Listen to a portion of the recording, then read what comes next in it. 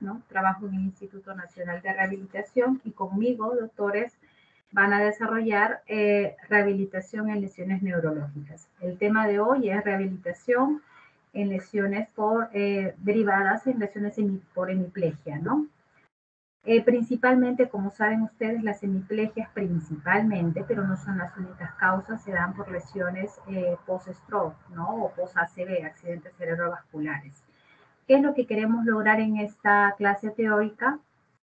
Primero conocer cómo es la valoración neurológica o el estudio, el examen neurológico en los pacientes, cómo funcionalmente clasificamos o evaluamos a los pacientes con post-ACV, cuáles son los factores pronósticos que me van a indicar a mí que un paciente va a poder recuperarse, ¿no? En mayor o menor medida, qué complicaciones desarrollan precisamente para poder intervenir y tratar o prevenir, y cuáles son los objetivos de tratamiento rehabilitador. ¿Para qué mandamos a los pacientes? ¿Para qué interconsultamos? ¿Para qué les decimos que vayan a rehabilitación?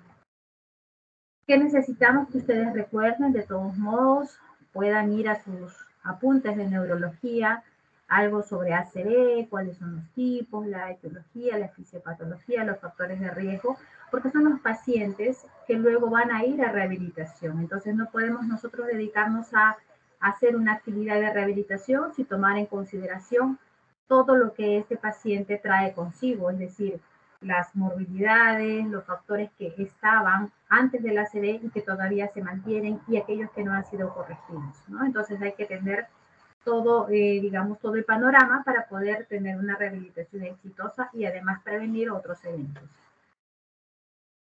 ¿Cuáles son las causas o cuáles son los dos tipos de ACV, ¿no? Son dos principalmente, los isquémicos y los de causa hemorrágica. Principalmente son isquémicos, ¿no? El 80 a 85% son de causa isquémica.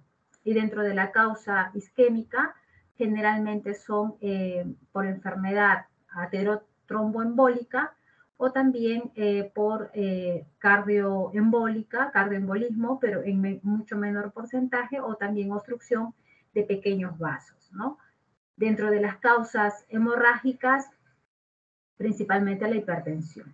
Entonces, el ACV isquémico, hay que recordar un poco esto, nos va a dar una presentación clínica dependiendo de la arteria y del territorio, ¿no? Del tejido cerebral dañado, ¿no?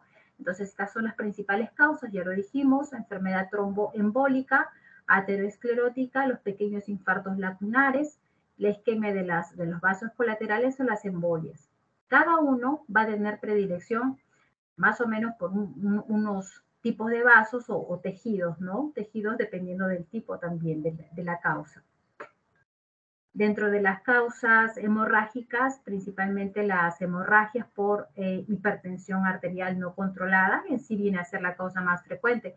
Cuando ustedes tengan, digamos, un paciente con sospecha de hemorragia, pensar como patología subyacente siempre una hipertensión no controlada, y no descartar que los pacientes con ACV isquémico pueden tener una transformación hemorrágica de su evento.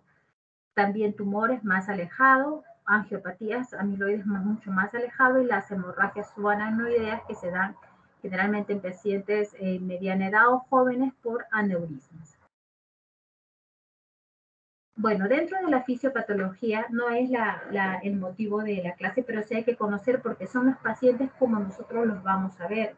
El paciente va a llegar a la emergencia con una evolución de un evento que se va a dar en horas, que se va a dar en días, y que tenemos que nosotros saber qué cosa va pasando con el avance del tiempo, ¿no? Entonces, normalmente vemos a un tejido nervioso que viene siendo irrigado, adecuadamente perfundido, que cuando este vaso, ¿no?, se obstruye, esta obstrucción va a causar una zona de isquemia donde el sodio va a ingresar, el sodio va a hacer que también ingrese agua a las células, y con eso se va a producir el edema citotóxico, y es ahí donde nosotros vamos a poder ver en las imágenes los cambios, en la resonancia particularmente, los cambios en el tejido.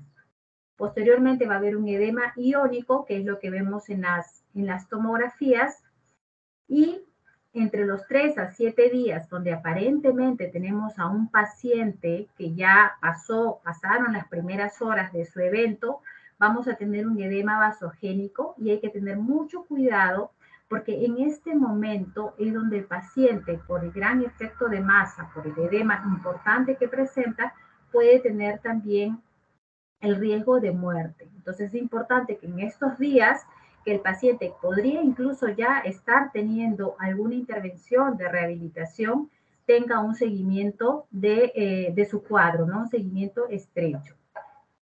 Posteriormente, entre los 7 a 10 días, pudiendo ser que el paciente reperfunda el vaso sanguíneo, puede haber un riesgo de sufrir la transformación de la isquemia, o sea, de un ACV isquémico a un ACV hemorrágico por la disrupción de las paredes. Entonces, nosotros, ¿qué podemos tener como conclusión aquí? Que el evento, el ACV, si bien debe ser manejado en las primeras horas, el paciente no está libre de riesgo o de presentar cambios hasta si no pasada la semana, ¿no? 7 a 10 días. Entonces habrá que tener un monitoreo estrecho con estos pacientes y no pensar que ya porque han pasado digamos, las primeras horas, el paciente ya está fuera de todo peligro, ¿no? Esto resume un poquito esto. La isquemia, el infarto, el edema citotóxico iónico vasogénico, que es el gran edema que produce efecto de masa, y posteriormente el riesgo de transformación hemorrágica. En donde el paciente tiene contacto con rehabilitación, pasada las 24 horas, generalmente en esta fase de edema iónico vasogénico, ya el paciente tiene que recibir o tener la primera evaluación por el médico rehabilitador. Sin embargo, considerar que el paciente no está libre de peligro. Depende mucho también dónde el paciente se encuentra.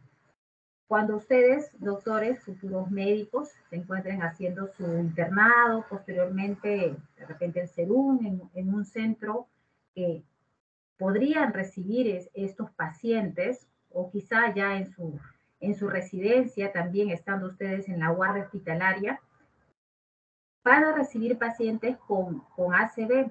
Se dice que la atención neurológica, los pacientes con ictus, representan la primera causa de discapacidad entre las personas adultas y, bueno, y luego está la demencia.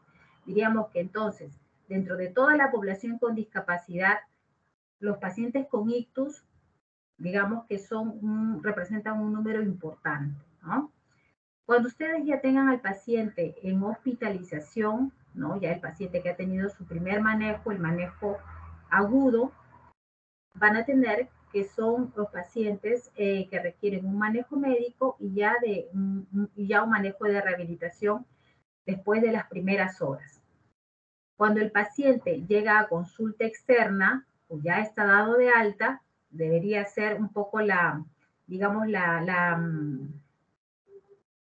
indicación que el paciente debe ser derivado a un servicio de rehabilitación, ¿no? Ya sea, si está hospitalizado, recibir mediante una interconsulta o una evaluación por un médico rehabilitador, idealmente si hubiera una unidad o un servicio de rehabilitación neurológica, y si no, igual por el servicio de rehabilitación.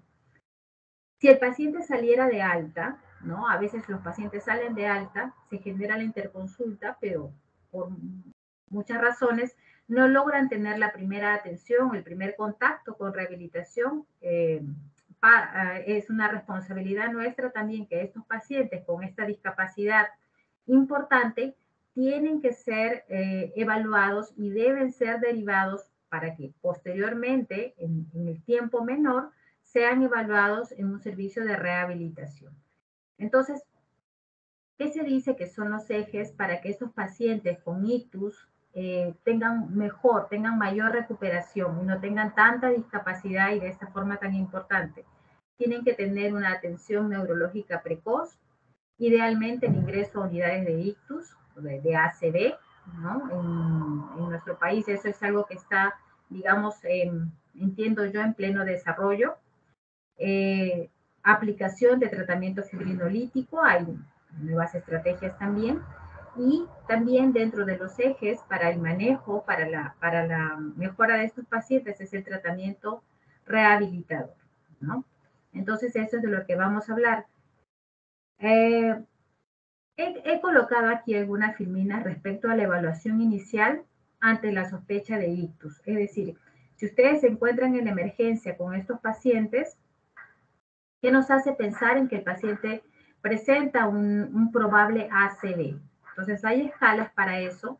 Les recomiendo, y está la página ahí, la guía, ¿no? La guía que presenta IETSI para la evaluación inicial y el manejo de los pacientes con ACV, y nos presenta, por ejemplo, esta escala muy rapidita, que es la escala FAS, ¿no? Que nos habla de asimetría facial, focalización, debilidad en una extremidad, alteración del habla y también una alteración en el tiempo, ¿no? Hay otra escala también que es la FACET, pero con esta escala nos permite a nosotros discriminar los pacientes con probable ictus de aquellos que tienen otras patologías, ¿no? Básicamente para mencionarlo.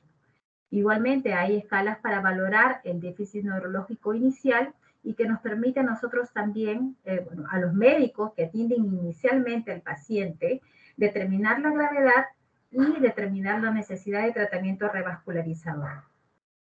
¿Por qué importa eso al rehabilitador? ¿Por qué tiene que ver eso? Porque cuanto más tejido dañado, cuanto más tiempo demore el paciente en recibir atención médica, va a tener mayores cambios, va a tener mayor discapacidad, va a tener mayores áreas dañadas. Por lo tanto, es importante sí tener en cuenta que todo lo que nosotros hagamos o dejemos de hacer en las primeras horas definitivamente va a repercutir no solamente en la vida de esa persona, sino también en la calidad de vida, ¿no? En el mayor déficit, mayor discapacidad, mayor dependencia, ¿no? Entonces es importante saber cuál ha sido la severidad inicial de su cuadro. Yéndonos ya al manejo de rehabilitación, la siguiente pregunta sería, bueno, ¿y cuándo habrá que iniciar la rehabilitación? Si el paciente está en esta situación, ya se determinó que tiene un ACV, ya se hicieron los exámenes, la tomografía, recibió su tratamiento, ¿cuándo lo ve el rehabilitador? Se dice que la rehabilitación debe empezarse lo más tempranamente posible. No se recomienda que sea antes de las 24 horas, pero sí entre las 24 y 48 horas. ¿Cuáles son las acciones? Acciones sencillas como movilización precoz, ¿no? Movimientos pasivos generalmente a cargo de una enfermera capacitada o un fisioterapeuta, un tecnólogo médico. También, dependiendo de las áreas dañadas, puede ir teniendo estímulo cognitivo, ¿no? Puede ser incluso con el mismo fisioterapeuta, un terapeuta ocupacional, ¿no? O incluso con el mismo personal de salud capacitado. ¿Hasta cuánto se considera que un paciente debería, digamos, recibir? ¿Hasta cuánto tiempo uno dice que está en un momento adecuado? Generalmente no debe pasar el mes. Es decir, si yo presento un ACV, debería yo estar recibiendo el tratamiento dentro del siguiente mes como máximo. No se considera que es adecuado que yo reciba la rehabilitación en 2, 3 meses, 4 meses, 6 meses, ¿no? Eso es una realidad que sí viene sucediendo, ¿no? Pacientes con ACV salen de alta, van a sus casas, reciben, digamos, su consulta médica, pero a la rehabilitación especializada llegan luego de 3, 4 meses, ¿no? Señor, ¿cuándo fue su evento? Bueno, pasó en enero, pasó en diciembre, ¿no? Eso es algo que hay que evitar. Bueno, ya en el examen físico hay que determinar cuáles son los patrones de los hemisferios, cuáles son los déficits que el paciente está presentando.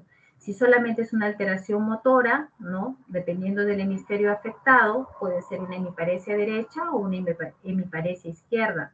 También puede tener alteraciones cognitivas, alteraciones en la comunicación, alteraciones emocionales, no solamente por el hecho en los pacientes que tienen esta entidad, por el hecho de verse con una discapacidad o ver disminuida su grado de funcionamiento, de independencia, sino que también de forma, digamos, por el daño al tejido, hacen alteraciones neuropsiquiátricas, ¿no? Hacen episodios de ansiedad, presentan agresividad algunas veces, presentan llanto inmotivado otras veces, ¿no? Entonces, en algunas ocasiones es necesario evaluar las funciones mentales superiores, el área emocional y poder determinar y orientar también adecuadamente a la familia. Idealmente deberían ser evaluados por neuropsicólogos, pero si no tenemos neuropsicólogos, un psicólogo capacitado y cuando se requiera, sí deberían recibir una atención psiquiátrica y un manejo farmacológico de ser el caso, ¿no? Alteraciones perceptivas, cognitivas, alteraciones, ya lo dijimos, en la comunicación, ¿no? Pueden ser afasias o también cuando hay una alteración, digamos, a nivel del tronco, ¿no? Del tronco cerebral, pueden haber problemas de tipo disartrias, ¿no?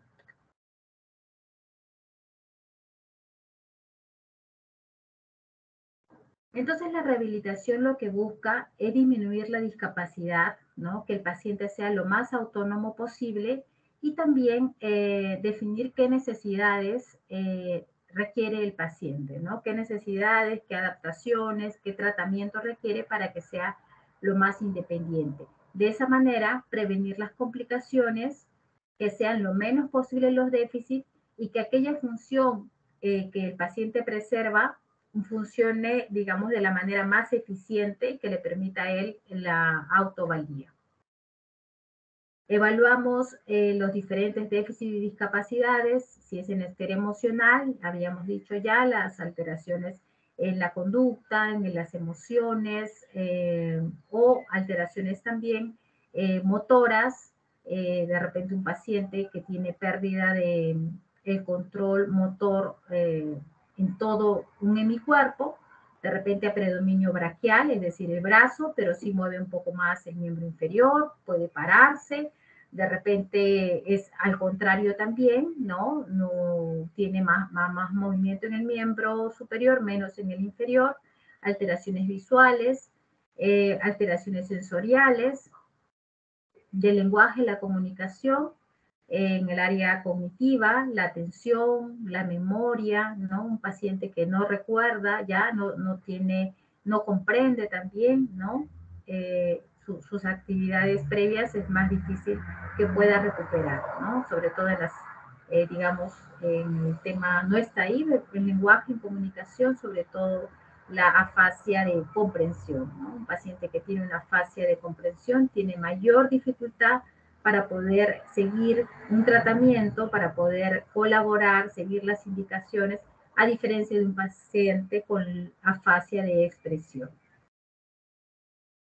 Entonces, esto es respecto a la evaluación neurológica, ¿no? Y ver cuáles son los déficits. Respecto a la evaluación funcional, hay diferentes escalas que se usan. Uno es la escala de funcionalidad al fin, la escala de funcionamiento motor.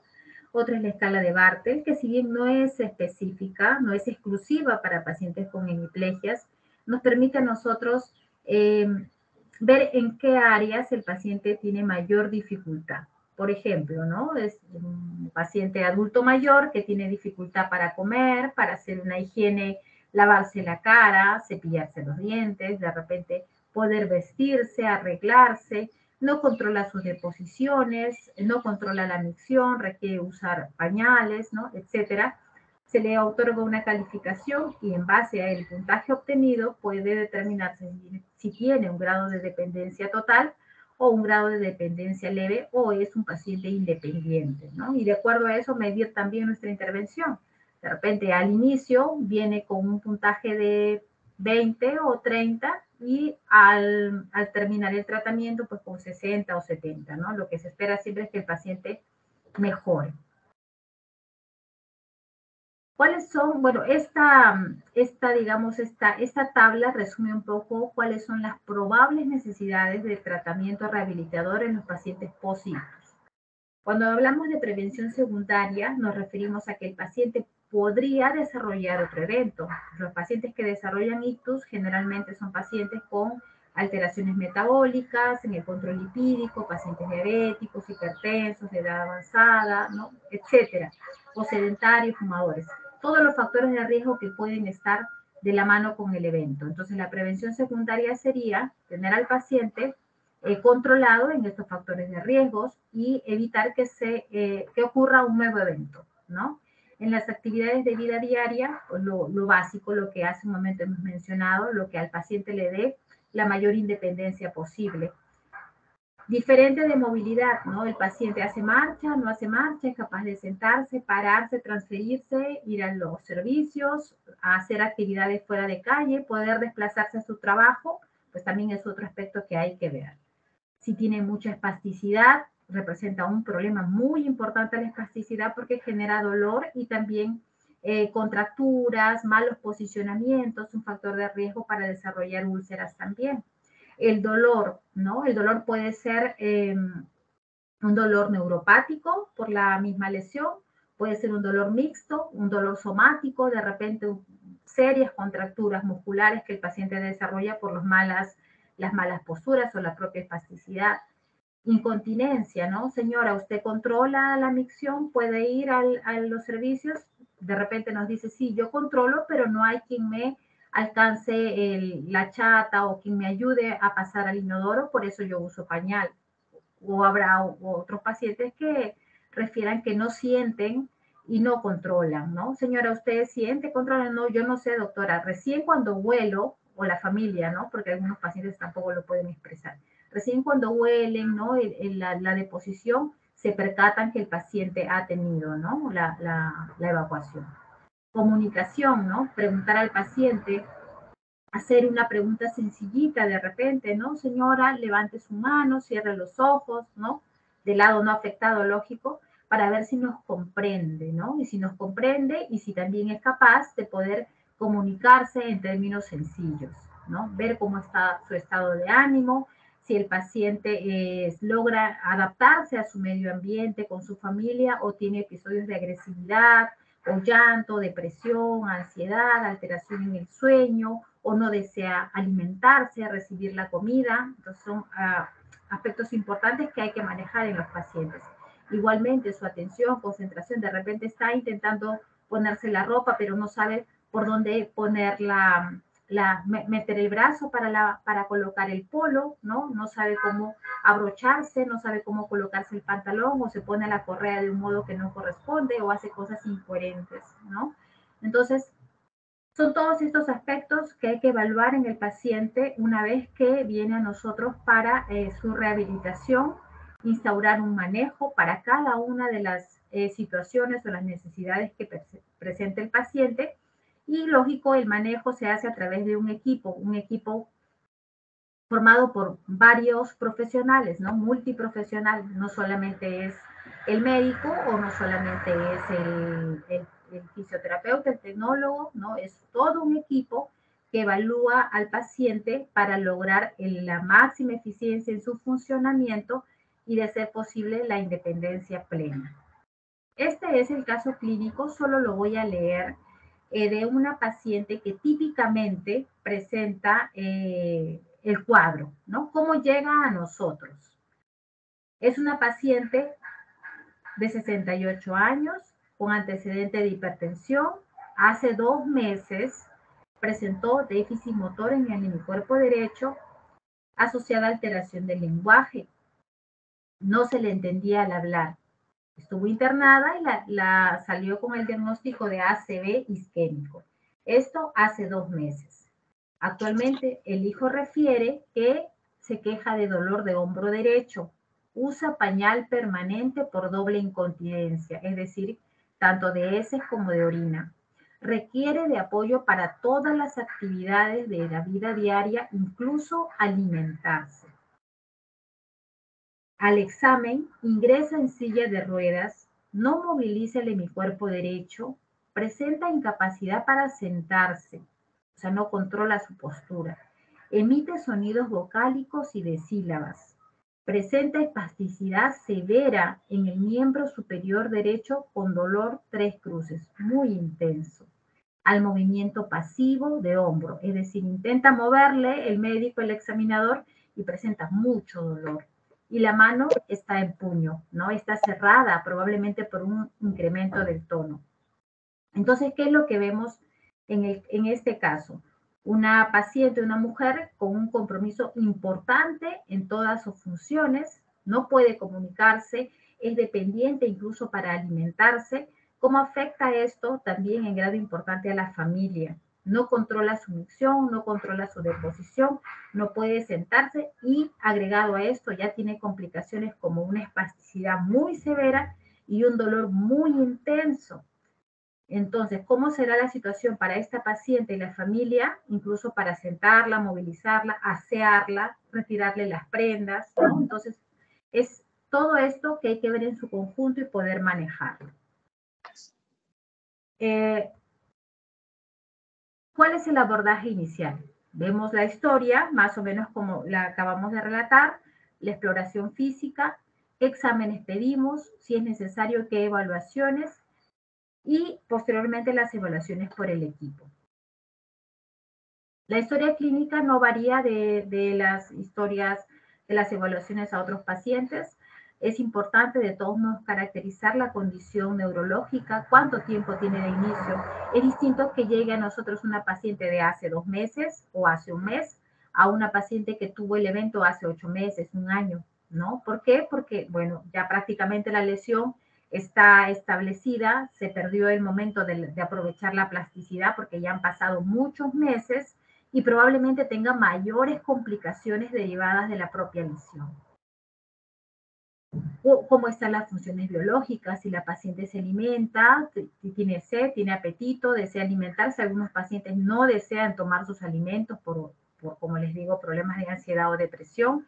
Si tiene disfagia a líquidos, ¿no? O a sólidos, o algún tipo de comida, ¿no? Pensar que los pacientes que tienen lesiones asociadas de los pares craneales podrían también presentar disfagia. Entonces, algo que hay que tomar en cuenta y preguntar a la familia.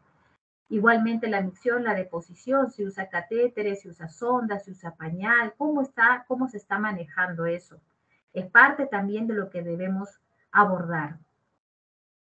El dolor, no podemos ser indiferentes, ¿no? Al dolor hay que establecer un manejo. Generalmente el manejo no es una sola intervención, ¿no? Son varias intervenciones. El dolor en el paciente con una hemiplegia obedece a un dolor neuropático, pero muchas veces hay un dolor somático derivado de las contracturas, de cambios ya que se van dando en las estructuras de la cápsula a nivel del hombro sobre todo, ¿no? Buscar úlceras por presión en un paciente que tiene incontinencia, que no se moviliza, que pierde la capacidad incluso para expresar dolor o que tiene alteración sensitiva, pues alto riesgo de desarrollar úlceras, hay que estar atentos a eso. Y más que atentos a tratarlo, que sí es importante, atentos a prevenirlo, doctores. Es mejor prevenir. Entonces, cuando el paciente presente esta entidad y ustedes tengan la oportunidad de estar en contacto, no se olviden recalcar lo importante que es por ello la rehabilitación temprana, ¿no? Antes que se den las complicaciones. Evaluar las funciones mentales superiores, hay test sencillitos fáciles para ver cómo están, ¿no? Con preguntas sencillas, antecedentes y morbilidades. ¿Cómo era su funcionalidad? ¿No? Si era independiente, caminaba, trabajaba o ya tenía alguna otra situación de discapacidad. Igualmente el examen físico, cómo está su movilidad, su sensibilidad, su coordinación, el control de su postura, ¿no? ¿Cuáles son las complicaciones? A ver, vamos a ir viendo de modo general alguna. Este es un paciente que tiene una espasticidad, ya es una espasticidad en los miembros inferiores. Lo vamos a ver rápidamente. Miren ustedes la dificultad que tiene el examinador para poder estirar, para poder extender el miembro inferior. No puede. Inmediatamente se regresa, ¿no? Tiene una sinergia flexora. Busca también separar, a reducir las caderas con mucha dificultad, ¿no? Dentro de la evaluación de la espasticidad hay una clasificación que se conoce como Ashworth. Decimos, y miren cómo de nuevo se regresa y de nuevo se juntan. Decimos que la hipertonía máxima, donde la extremidad se encuentra rígida, ya sea en flexión o extensión, y no permita recuperar el rango, hablamos de un grado 4. Entonces, este paciente aparentemente está en un grado 4, ¿no? Otra complicación importante son las osificaciones periarticulares. En este caso es un paciente que sufrió una lesión, una hemiplegia, pero no por un ACV, sino por un traumatismo encefalocraneano. Tuvo múltiples fracturas y presentó también osificaciones heterotópicas durante su evolución. Entonces este paciente mejoró, tenía pronóstico de marcha, de pararse, de caminar, pero un paciente que desarrolló la osificación, es decir, todo es una tomografía, ¿no? Con reconstrucción, toda esta osificación, que es la calcificación de los tejidos blandos alrededor de una articulación, y acá lo podemos ver, se extrajo, ¿no? Se extrajo, se administró radioterapia y el paciente recuperó el rango de movilidad que le permitía flexionar y extender, ¿no? La cadera. Posterior a la cirugía usó este aparato, que es como un aparato movilizador de la extremidad durante 24 horas, y con esto se mantuvo o se restituyó el rango de movilidad para que el paciente pueda lograr nuevamente la marcha, ¿no? La marcha, la sedestación, porque realmente la extremidad estaba flexionada, ¿no? Esta osificación, este osteoma, no permitía que el paciente extienda la cadera y pueda apoyar a ambos miembros inferiores, ¿no? Prácticamente uno lo tenía recogido. Otra alteración, como vimos en el paciente en el pequeño video, es la espasticidad. Entonces, el manejo que hacemos de la espasticidad se puede dar con fármacos, ¿no? Usamos mucho el baclofeno, ¿no? Otras veces, cuando la espasticidad es muy focalizada y queremos, digamos, bloquear, queremos disminuir en un grupo muscular específico, también se coloca toxina. Y también se usa mucho lo que es la electroterapia, la hidroterapia, el ejercicio, ¿no? Dentro de las herramientas. En realidad no es solo una, son varias intervenciones. Algo frecuente que se da en los pacientes es el hombro del hemipléjico, ¿no? Así es el título. Hay un capítulo del libro que hablan del hombro del hemipléjico. ¿Qué pasa con los pacientes? Desarrollan dolor, desarrollan contracturas, espasticidad que les lleva a posturas viciosas y muchas veces hacen subluxación, ¿no? Hay una separación aquí de la cabeza humeral de la glena, ¿no? Entonces una subluxación sobre todo en las primeras semanas, ¿no? Cuando hay una pérdida del tono. Dentro del hombro del hemipléjico se desarrollan diferentes patrones, ¿no? No es que el paciente tenga un solo patrón, tienen diferentes patrones y dependiendo del músculo, digamos, o del grupo muscular predominante, es que va a dar un posicionamiento específico, ¿no? Y dependiendo de eso también se indican las férulas, que pueden ser posturales, se hacen los ejercicios o se coloca la toxina. Para prevenir esta subluxación se recomienda este cabestrillo, ¿no? Que es como un arnés en 8, como para sostener ahí, digamos, la cabeza humeral dentro de la glena, ¿no? No se recomiendan otro tipo de arnés, sino básicamente este, ¿no? O también se puede recomendar esto, sobre todo esto en las primeras semanas, ¿no? Para evitar eso. Otras indicaciones son los ortesis de reposo, cuando el paciente tiene una espasticidad muy marcada, como por ejemplo en el caso de la paciente que leímos, el caso clínico, donde la mano se encontraba en puño, ¿no? A veces la espasticidad es tanto, sobre todo en los músculos flexores, que hacen que la mano se coloque, digamos, en flexión en puño, y cuando esto no se corrige, no se interviene, prácticamente se pierde la extensión. O cuando intentamos extender hacia una posición más anatómica, ¿no? Que le permita a la paciente desarrollar alguna actividad, ya sea con un adaptador, pues le genera mucho dolor, ¿no? Entonces, eso también es parte de la evaluación. Algunos pacientes que tienen esta incontinencia urinaria, esta vejiga neurogénica, por esta vejiga neurogénica, usan sondas, catéteres, ¿no? Sondas uretrales permanentes, sonda Foley. Hay que dar la orientación al paciente y a la familia, sobre todo a la familia, el tener cuidado, a tener una buena fijación de esa sonda, sobre todo cuando los pacientes no tienen una movilidad, dependen, los cargan, la sonda a veces o la bolsa de la sonda se queda, digamos, atrapada en la misma silla o debajo de la cama, ¿no? Y es donde se tracciona y generan estas hipospadias o epispadias traumáticas, ¿ya? Entonces, dar las pautas necesarias para que no ocurra esto. Otras lesiones muy frecuentes que interfieren grandemente con la rehabilitación, porque es difícil trabajar en un paciente que trae ya complicaciones, son las lesiones por presión, ¿no? Este paciente, por ejemplo, tiene una lesión por presión aquí en la zona sacra, ¿no? No siente, no tiene alteración, no tiene buena sensibilidad, ha desarrollado esta lesión por quedarse mucho tiempo sin movilizarlo, ¿no? Deben estar máximo 2 horas en una posición. Entonces, antes de que esto ocurra, hay que dar la pauta a la familia, ¿no? Al paciente. Señor, a su familiar, movilícelo cada 2 horas, coloque almohadas en las superficies, ¿no? Este paciente se ha quedado en decúbito supino, o sea, echado boca arriba por varias horas.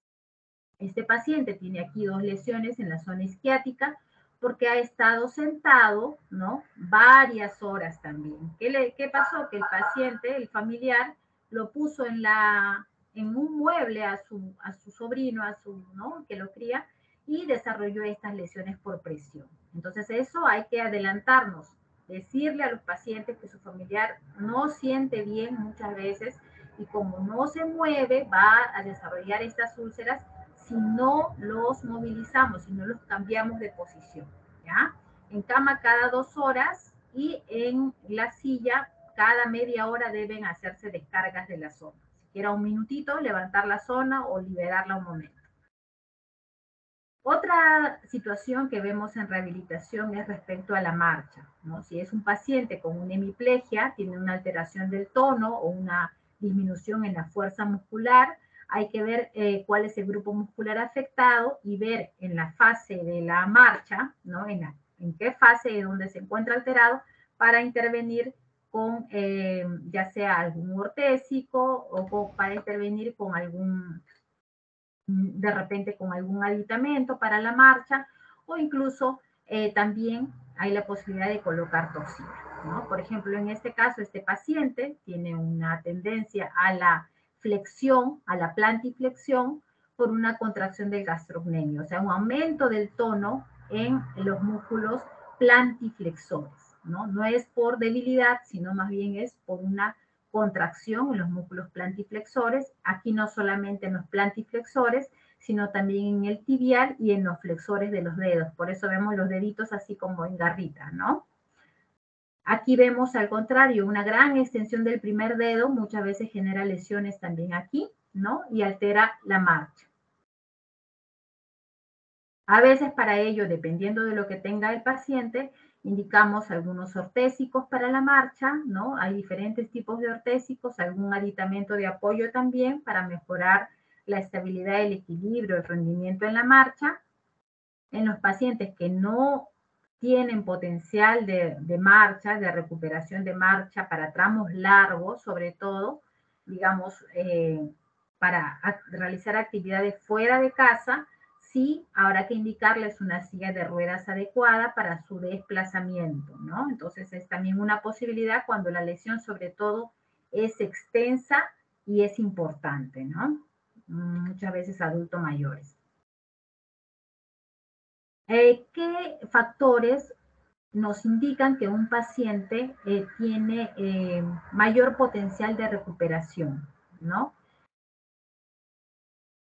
No olvidemos, doctores, que la recuperación máxima se da en los pacientes entre las 4 a 6 primeras semanas. Es decir, el paciente, aún sin ninguna intervención, va a tener una mejora espontánea a partir, digamos, después de la lesión hasta las 6 a 8 semanas. La máxima recuperación, el 95% de la mejora, se va a obtener hasta las 13 semanas. Si yo tengo a un paciente con una discapacidad inicial muy grave, la recuperación se va a dar hasta el tercer mes y va a ser raro que el paciente tenga mayores ganancias pasados los 6 meses. Eso sí es que la discapacidad inicial es muy grave, ¿no? Un paciente que no tiene ningún control del tono, de la postura, ¿no? Que tiene una plejía total, que no tiene ninguna recuperación en la fuerza o para disociar los músculos, ¿no? Prácticamente todo en bloque. ¿Qué queremos decir con esto? Que para aprovechar la plasticidad cerebral, para tener la máxima mejoría, hay que procurar que el paciente reciba la intervención, la rehabilitación en las primeras semanas, ¿ya? En las primeras semanas, dentro de los 6 primeros meses por lo menos. ¿Cuáles son las variables con valor predictivo de la función? Pacientes, por ejemplo, con un valor predictivo malo, digamos, pacientes de más edad, ¿no? A mayor edad, menos recuperación de la función. A mayor gravedad, o sea, cuadros más graves que tienen hemiplejías completas, que tienen incontinencia, que tienen compromiso de múltiples sistemas, también menor recuperación de la función. Si inicialmente es muy grave la discapacidad, del mismo modo. Si tienen disfagia, del mismo modo. Apraxia, si tienen ictus complicados, si tienen alteración en la conciencia o están desorientados, si no logran sentarse, no controlan su tronco, también menor recuperación. El plan de tratamiento de esta entidad se hace en base a toda la evaluación, ¿no? Toda la evaluación integral de lo que el paciente presente, tanto en el aspecto motor, esfinteriano, el dolor, las complicaciones, todas las necesidades que hace un momento hablamos. Es el médico rehabilitador el que organiza el plan de tratamiento en base a todo lo estudiado y con metas y objetivos definidos en un tiempo establecido, ¿no? Yo no puedo decir al paciente, a ver, vamos a hacer terapia indefinidamente. No, yo tengo que planificar el tratamiento en base a las necesidades del paciente, que me las va a dar justamente la evaluación clínica, y en base a ello yo me voy a organizar en un tiempo, que generalmente son entre 3 a 5 meses. Participa todo un equipo multidisciplinar con base, con intervenciones en base a esos objetivos que formula el médico especialista. Entonces todos trabajamos para ello y vamos un poco ajustando a veces las metas y los objetivos conforme el paciente va dando sus avances, sus progresos, ¿no? Bueno, para finalizar, los puntos clave son los siguientes, que la intervención debe ser precoz, debe ser temprana, la rehabilitación aprovecha la plasticidad y el potencial de recuperación cuando se da en las primeras semanas. Hay que controlar los factores de riesgo, no puedo yo estar dando, de repente indicando terapia si el paciente trae la presión de 200 sobre 100, ¿no? De 180 sobre... No, tengo que ver que el paciente esté adecuadamente controlado en los factores de riesgo. La intervención debe ser eficaz e intensiva. ¿A qué se llama intensiva? Que sí deben ser varias horas de diferentes actividades, por decir, entre 3, 4 a 5 horas al día se habla, ¿no? Donde están incluidas tratamiento neuropsicológico, a veces tratamiento de terapia del lenguaje, tratamiento ocupacional, tratamiento fisioterapéutico con ejercicios, hidroterapia, piscina, ¿no? Etcétera. Son varias intervenciones que deben hacer de esto una rehabilitación intensiva, ¿no? Y por último, se considera una enfermedad crónica. Los pacientes con ACV y que tienen esta discapacidad no se curan, ¿no? Se estabiliza, se recupera, pero sí requieren mantener controles periódicos. Muy bien, doctores, eso es lo que les quería presentar respecto a rehabilitación de pacientes post-ACV.